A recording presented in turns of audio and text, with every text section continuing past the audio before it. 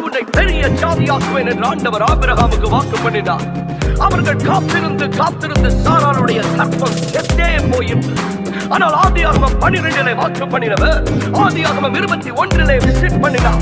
Genesis 21:1 says, and the Lord visited Sarah as he had said. When he visited, he grabbed hold of the empty womb and made it meet the promise. And now the promise became tangible and real. அவர் visit பண்ணிய போது அந்த காலியான கர்ப்பம் தம்முடைய வாக்குத்தத்தத்தை சந்திக்கும்படிக்கு செய்தார். ஓ, சாராள் கர்ப்பவதியானார். அவர் உங்களுக்கு வாக்கு பண்ணி இருக்கிறாரா? வாக்கு பண்ணினவர் விசிட் பண்ணுவார், வாக்குத்தத்தத்தை நிறைவேற்றுவார்.